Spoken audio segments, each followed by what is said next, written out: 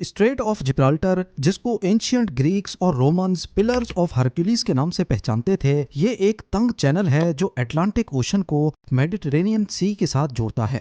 ये छोटा समंदरी चैनल दुनिया के दो अहम कॉन्टिनेंट्स के बीच से गुजरता है, जिनका कम से कम फासला सिर्फ 13 किलोमीटर है।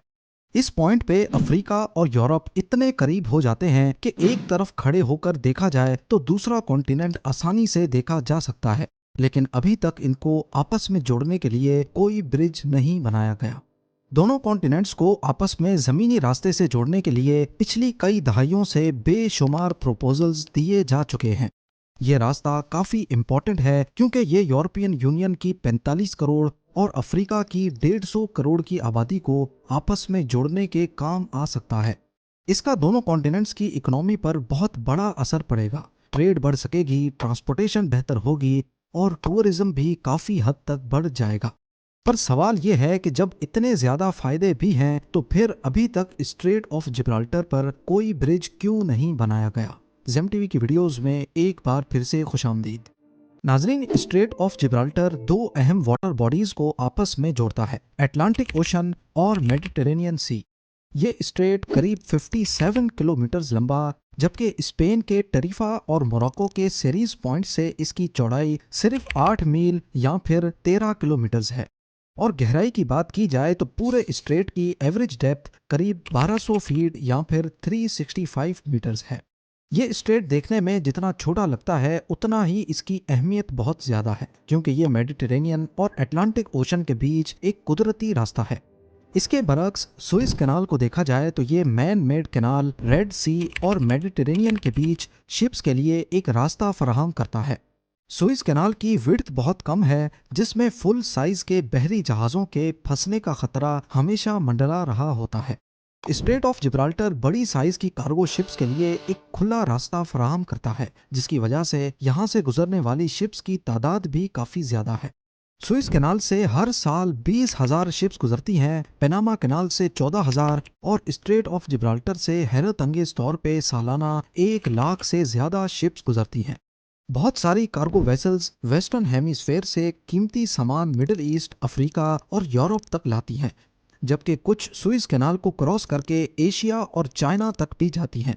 इसी तरह मिडिल ईस्ट से वेस्टर्न यूरोप या फिर अमेरिका जाने के लिए भी शिप्स को स्ट्रेट ऑफ जिब्राल्टर को ही इस्तेमाल करना पड़ता है। और क्योंकि straight of Gibraltar fossil fuel rich मुल्कों के करीब है, इसी वजह से ऑयल वेसल्स का यहाँ से गुजरना भी रोज का मामूल है। एक रिपोर्ट के मुताबिक स्ट्रेट से डेली करीब 300 ऑयल वेसल्स गुजरती हैं, जिनकी मालियत अरबों डॉलर होती है। स्ट्रेट ऑफ जिब्राल्टर आलमी मार्केट्स के लिए एक अहम ट्रेडिंग रूट है और इसी की वजह से ही करीबी कंट्रीज का रोजगार भी जुड़ा है। स्पेन का एल जजीरस पोर्ट, जो यूरोप का सबसे बड़ा शिपिंग पोर्ट है, और मोरक्को में टेंजर पोर्ट भी तेजी से बढ़ता जा रहा है। ट्रेड और टूरिज्म से होने वाले इन फाइनेंशियल बेनिफिट्स के पेश नज़र बहुत से लोग हैरान हैं कि दुनिया के इन दो हिस्सों को मिलाने के लिए अभी तक एक भी ब्रिज क्यों नहीं बनाया गया। ऐसा नहीं है कि इस पर सोच विचार नहीं की गई। 1979 से लेकर कई फिजिबिलिटी स्टडीज और प्रपोजल्स दिए गए हैं, लेकिन कुछ मसले हैं जिनकी वजह से यहाँ ब्रिज बनाना इतना आसान नहीं होगा। सबसे पहले बात करते हैं इस ब्रिज की कॉस्टिंग पर। एस्टिमेट्स के मुताबिक स्ट्रेट ऑफ जिब्राल्टर पर ब्रिज बनाने की कीमत 5 अरब से 20 अरब डॉलर्स तक भी जा सकती है, क्योंकि ये ब्रिज दुनिया के दूसरे बड़े ब्रिजेस के मुकाबले में काफ़ी मुश्किल होगा। एक तो ये कि यहाँ जैसा भी ब्रिज बनाना होगा उसको ऐसे डिज़ाइन किया जाए कि नीचे से दुनिया के सबसे बड़े बहरी जहाज भी आसानी से गुजर सकें, जो कि कहना तो आसान है लेकिन करना शायद काफ़ी मुश्किल। ये मुश्किल क्यों है इस पर बाद में बात करते हैं, लेकिन ये 5 से 20 अरब डॉलर्स की कॉस्टिंग बर्दाश्त कौन करेगा। जाहिर है स्ट्रेट ऑफ जिब्राल्टर से जो कंट्रीज फ़ायदा उठा रही हैं, ये कॉस्ट उन्हीं को भरनी पड़ेगी, यानी कि स्पेन और मोरक्को। पर आज तक इन दोनों कंट्रीज की पॉलिटिकल लीडरशिप कभी भी कोई एग्रीमेंट नहीं कर पाई। स्पेन का कहना है कि ब्रिज से ज्यादा फायदा मोरक्को को होगा तो ज्यादा कॉस्ट वो बर्दाश्त करे, जबकि मोरक्को की लीडरशिप चाहती है कि ये कॉस्ट 50-50 डिवाइड हो। दूसरा मसला है ब्रिज की फिजिबिलिटी का, यानी कि इसके बनने के बाद ये कितना फायदेमंद होगा। مثال کے طور پہ یوکے اور فرانس کے بیچ بنائے جانے والے چینل ٹنل کی بات کی جائے تو اس پر 14.5 ارب US ڈالرز کا خرچہ آیا تھا، لیکن ہر سال اس ٹنل کو 2 کروڑ سے زیادہ پیسنجرز استعمال کرتے ہیں۔ ایک پیسنجر یوکے سے 121 پاؤنڈز یا پھر 150 US ڈالرز میں فرانس تک پہنچ سکتا ہے، یعنی ہر سال یہ ٹنل قریب 30 ارب ڈالرز کی کمائی کرتا ہے، اپنی کنسٹرکشن کاسٹ سے بھی ڈبل۔ اسی طرح اگر اسٹریٹ آف جبرالٹر پر برج بنا بھی دیا جائے تو کیا یہ اتنا کما کر دے گا کہ برج کی کاسٹ آسانی سے نکالی جا سکے؟ اس چیز کو کافی شک کی نگاہ سے دیکھا جاتا ہے، کیونکہ موراکو ایک ایسا ملک ہے جس کی جی ڈی پی صرف 130 بلین ڈالرز ہے، یعنی پاکستان سے بھی آدھی۔ اگر یہاں 5 ارب US ڈالرز کا بھی برج بنا اور کم سے کم فیس $20 بھی رکھی جائے تو جہاں یوکے سے فرانس کے چینل ٹنل کو سالانہ 2 کروڑ پیسنجرز استعمال کر رہے ہیں، وہیں اسٹریٹ آف جبرالٹر کے برج کو سالانہ 25 کروڑ پیسنجرز کے استعمال کرنے پر برج کی کاسٹ نکالی جا سکتی ہے، جو کہ کافی ان ریئلسٹک نمبر ہے۔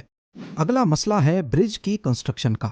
جیسا کہ آپ نے جانا کہ اسٹریٹ آف جبرالٹر شپس کے لیے کافی بزی روٹ ہے، اس چیز کو نظر میں رکھتے ہوئے یہاں ایک ایسا برج بنانا ہوگا جو اس ٹریفک کو ڈسٹرب نہ کرے۔ اس کے لیے برج کی اونچائی کافی زیادہ رکھنی ہوگی، جو کہ انجینئرز کے لیے ایک بہت بڑا چیلنج ہوگا۔ اسٹریٹ آف جبرالٹر کی ایوریج ڈیپتھ تو 1200 فیٹس ہے، لیکن کسی کسی مقام پر یہ 3000 فیٹ سے بھی زیادہ گہرا ہے، یعنی کہ دنیا کی سب سے اونچی بلڈنگ برج خلیفہ سے بھی زیادہ۔ آج تک دنیا کے سب سے بڑے برج پلرز ملاؤ وایاڈکٹ میں بنے ہوئے ہیں اور ان کی اونچائی بھی صرف 1104 فیٹس ہے۔ تو اسٹریٹ آف جبرالٹر میں 3000 فیٹ سے بھی بڑے پلرز، وہ بھی پانی کے اندر کھڑے کرنا ایک ایسا ٹاسک ہوگا جس سے انجینئرز بہت گھبراتے ہیں۔ اور لگے ہاتھ یہاں پانی کے اسٹرانگ کرنٹس بھی ایک جیسے نہیں ہیں۔ اوشن کے باٹم پہ پانی ایسٹ سے ویسٹ کی طرف جاتا ہے اور سرفیس پہ ویسٹ سے ایسٹ کی طرف، یعنی اگر اتنے اونچے پلرز یہاں کھڑے کیے گئے تو ان کو دونوں طرف سے پانی کے پریشر کو برداشت کرنا ہوگا۔ لیکن اس برج کو سب سے بڑا خطرہ پانی میں کھڑے دنیا کے سب سے بڑے پلر سے نہیں بلکہ ارتھ کی ٹیکٹونک پلیٹ سے ہوگا۔ جی ہاں، ہمارے ارتھ کا کرسٹ مختلف سیکشن سے بنا ہے جن کو ٹیکٹونک پلیٹس کہتے ہیں، اور یہ ہر وقت ہل رہی ہوتی ہیں، اور جہاں پر یہ پلیٹس ایک دوسرے سے ملتی ہیں وہاں زلزلے یعنی ارتھ کوئکس بہت عام ہوتے ہیں۔ بدقسمتی سے افریقن اور یوریشین پلیٹس جس جگہ پر ملتی ہیں اسی کے اوپر اسٹریٹ آف جبرالٹر ہے، یعنی اگر یہاں برج بن بھی گیا تو اس کا نتیجہ کافی بھیانک ہو سکتا ہے۔ اس ریجن میں ارتھ کوئک سے بچے رہنا صرف وقت کا کھیل ہے۔ 1755 میں لسبن ارتھ کوئک آیا جس کا ریکٹر اسکیل پہ میگنیٹیوڈ 8.5 سے 9 تک تھا۔ اس کی وجہ سے پورچگل، اسپین اور موراکو میں خوب تباہی مچی۔ اسی طرح 1960 میں 5.7 میگنیٹیوڈ والا آگادیر ارتھ کوئک آیا جس نے آگادیر اور موراکو میں تباہی پھیر دی۔ یعنی اسٹریٹ آف جبرالٹر پہ برج بنانے کا مطلب یہ ہے کہ اس کو اٹلانٹک اوشن کے ہائی کرنٹس کا مقابلہ تو کرنا ہی ہوگا، اوپر سے 9 یا 10 میگنیٹیوڈ کے زلزلے کو بھی برداشت کرنا ہوگا۔ ان سب خطروں کے ساتھ ساتھ اسٹریٹ آف جبرالٹر کا اوشن فلور بھی اسٹیبل نہیں ہے۔ ریسرچرز کا کہنا ہے کہ اسٹریٹ کے نیچے سافٹ کلے کی لیئرز ہیں جو کسی بھی اسٹرکچر کو سپورٹ نہیں کر سکتی۔ یہ سافٹ کلے جیولوجیکل ایکٹیویٹی کے دوران یا پھر کسی بھی قسم کے پریشر پر آسانی سے ادھر ادھر ہو سکتی ہیں۔ جیولوجسٹ نے خبردار کیا ہے کہ اس علاقے میں کوئی بھی کنسٹرکشن پروجیکٹ ان کلے چینلز کی وجہ سے تباہ کن طور پہ ناکام ہو سکتا ہے۔ پر اس کا مطلب یہ نہیں ہے کہ دونوں کانٹیننٹس کو کسی بھی طرح جوڑا نہیں جا سکتا۔ کئی آلٹرنیٹس بھی دیے گئے ہیں، جیسا کہ اوشن فلور کے نیچے سے گزرنے والا ٹنل، یوکے اور فرانس کے بیچ چینل ٹنل جیسا۔ پر یہ پروجیکٹ کی کاسٹ کو اور زیادہ بڑھا دے گا، جو اس پروجیکٹ کی فیزیبلٹی پر سوالیہ نشان کھڑا کر دیتا ہے۔ دوسری طرف اسپین اور یورپین یونین کنٹریز کا ماننا ہے کہ ٹنل یا برج بنانے کے بعد یورپ میں بہت سارے افریقن ریفیوجیز یا انلیگل امیگرینٹس کی تعداد بڑھ جائے گی، جس پر کنٹرول پانا بہت مشکل ہو سکتا ہے۔ یہی سب وجوہات ہیں جس کی وجہ سے اسٹریٹ آف جبرالٹر پر دونوں کانٹیننٹس کا فاصلہ نہ ہونے کے باوجود بھی یہاں آج تک کوئی برج نہیں بنایا گیا۔ امید ہے زیم ٹی وی کی یہ ویڈیو بھی آپ لوگ بھرپور لائک اور شیئر کریں گے۔ آپ لوگوں کے پیار بھرے کامنٹس کا بے حد شکریہ۔ ملتے ہیں اگلی شاندار ویڈیو میں۔